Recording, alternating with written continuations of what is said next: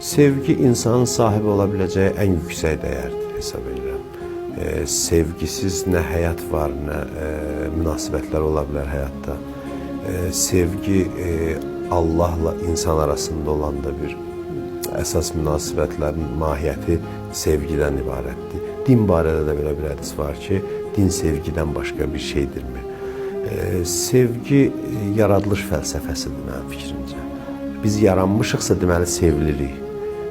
Bizim yaranmağımız Allahın bizə sevgi elan eləməsi deməkdir. Və Allahın bizə göndərdiyi kitab da eşqnaməsidir, sevgi məktubudur hesab eləmək olar. Hətta Allah bəzən Quranda tünd danışır, bizə elə gəlir ki, acı danışır, amma Quran ayələrinin hər birinin arxasında səni sevirəm pısıltısı gizlənir. Çünki bəzən biz sevdiyimizlə onun xoşbəxtliyi üçün sərt də danışırıq.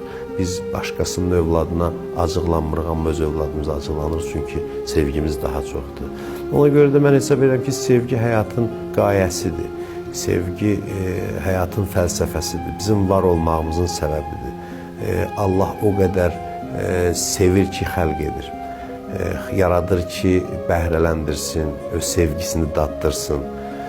Ona görə də sevgi ən ülvi bir xüsusiyyətdir və təəssüflər olsun ki, günümüzdə hər bir ehtirasın adına sevgi deyirlər.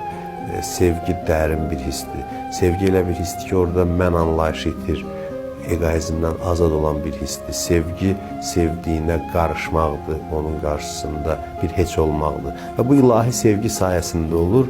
Eyni zamanda insanlar arası sevgi münasibətlərinə də aiddir. Yeri gəlmişkən ailədə də mən həmişə bunu çıxışlarımda da qeyd edirəm ki, ailə bir fədakarlıq ocağıdır, tələb yeri deyil. Ailə haqq uğrunda, öz haqqın uğrunda mübarizə meydanı deyil, haqqından keçmək üçün bir mühitdir, münasib bir mühitdir. Ona görə də sevgi hər şeydir, sevgi bütün münasibətlərin mühərrikidir.